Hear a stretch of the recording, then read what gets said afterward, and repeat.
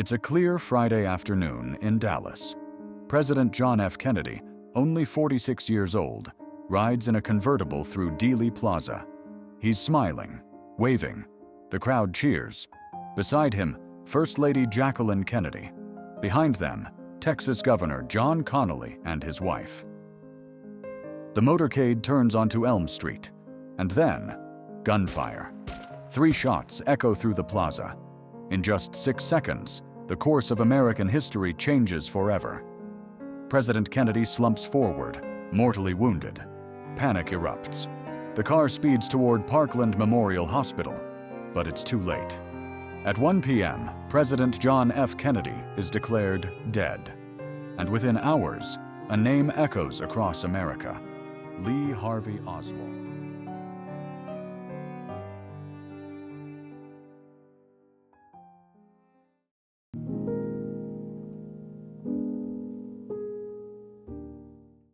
In mid-September of 1963, a young man named Wesley Frazier received a job lead from an employment agency. The opportunity was with the Texas School Book Depository in downtown Dallas. On September 13th, Frazier traveled from Irving to the city for an interview. He met with Roy Truly, the building superintendent, and was hired the same day. Back in Irving, Frazier lived with his older sister, Linnie Randall. Just down the street lived a woman named Ruth Payne.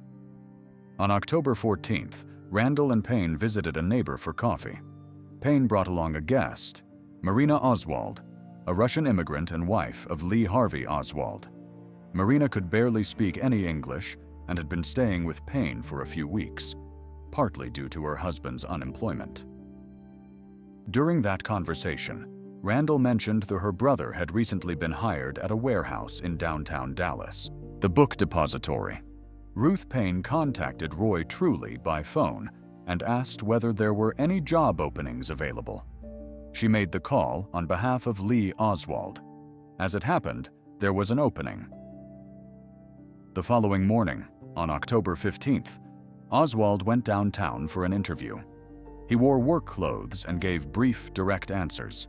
Roy Truly would later describe him as soft-spoken and polite.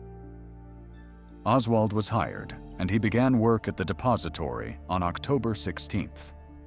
So, to recap, a woman who was hosting Marina Oswald had a casual conversation with a neighbor. That neighbor's brother had just started working at a building downtown. That led to a phone call to the building supervisor, and that phone call led to Lee Harvey Oswald being hired. A chain of coincidences, none of which would have stood out at the time. 3 days earlier, the Dallas newspapers had announced that President Kennedy would be visiting Texas in November. The motorcade route hadn't been finalized, but by mid-November, it would be. And it would pass directly in front of the Book Depository, the very building where Oswald had just found work. And while he wasn't the only applicant, he was the one who got the job. If there was a conspiracy to place Oswald in that building, it was oddly roundabout. But if not, then a casual coffee between neighbors may have helped determine the future of the nation.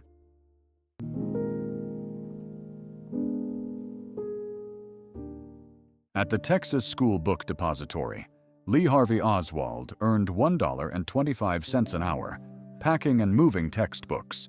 He didn't drive, so he relied on a co-worker, Wesley Frazier, to carpool between Dallas and Irving every weekend.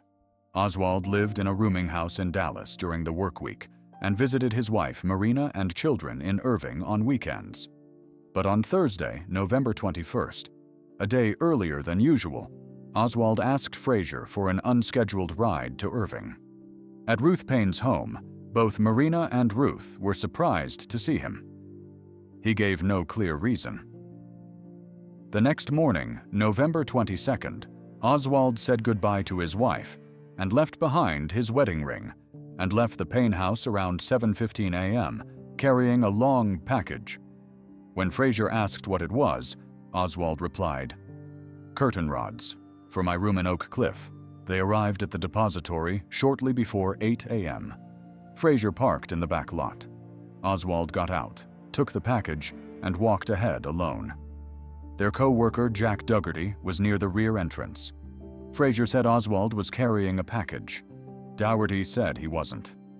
Two men. Same moment. Two conflicting accounts. Later that morning, Oswald was observed working as usual, but the contents of that package and how they entered the building remain a central mystery to this day.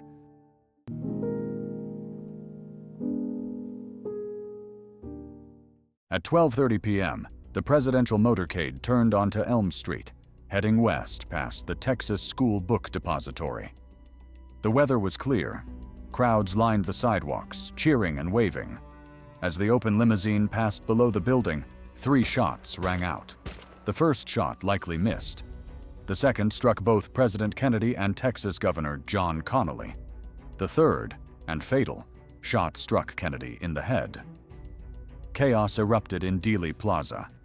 Within seconds, bystanders, police officers, and reporters rushed toward the sound of gunfire. On the 6th floor of the book depository, near the southeast corner window, police would later find a sniper's nest made of stacked boxes.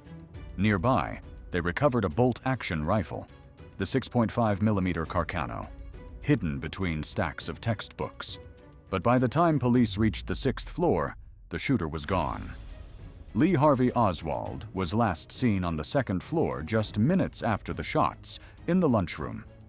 He was stopped briefly by Superintendent Roy Truly and a police officer, Marion Baker.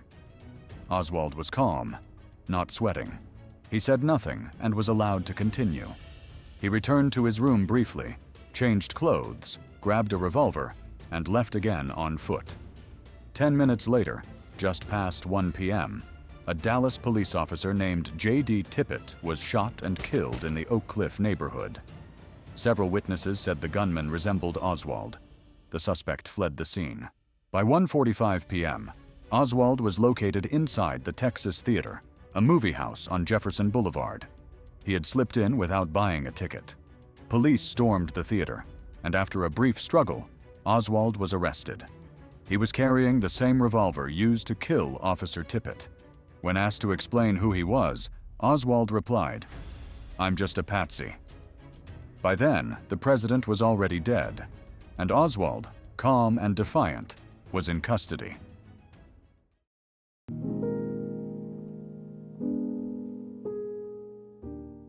After his arrest at the Texas Theater, Lee Harvey Oswald was taken to Dallas Police Headquarters.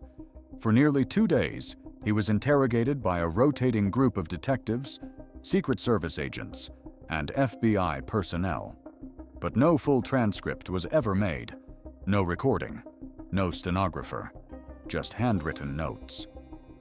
Captain Will Fritz of the Dallas Homicide Bureau led most of the questioning. According to Fritz, he denied everything. Said he didn't own a rifle. Claimed the photo of him with the rifle was fake. He was cold, calm, and gave short answers. Oswald admitted to using the alias Alec Hidell, but denied purchasing the rifle. When asked about the curtain rods, he said they had nothing to do with him. Oswald was also charged with the murder of Officer J.D. Tippit, based on multiple eyewitnesses and ballistic evidence, but he denied that as well. Throughout, Oswald never confessed. He never asked for a lawyer, though one was offered. At one point, he requested legal help from a man he'd heard on the radio, New York attorney John Abt, known for defending communists, but no contact was ever made. On the morning of Sunday, November 24th, Oswald was scheduled to be transferred from the city jail to the county facility. The route and time of the transfer had been widely publicized. At 11:21 a.m., Oswald was escorted through the basement of police headquarters, flanked by detectives. Suddenly, a man stepped forward from the crowd. Jack Ruby, a local nightclub owner with known ties to Dallas police, pulled a .38 caliber revolver and fired a single shot into Oswald's abdomen at point-blank range. Oswald collapsed instantly. Oswald was rushed to Parkland Hospital, the same hospital where President Kennedy had died just 2 days earlier. At 1:07 p.m., Lee Harvey Oswald was pronounced dead.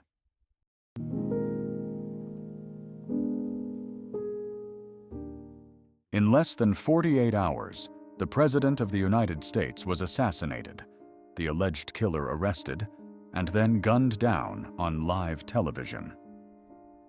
The story moved faster than the country could process. From a quiet warehouse job arranged through a neighbor's coffee conversation, to a rifle ordered under a false name, to a package called curtain rods, to 3 shots from a 6th-floor window. Oswald never stood trial. He never confessed. He was silenced before a single fact could be tested in court.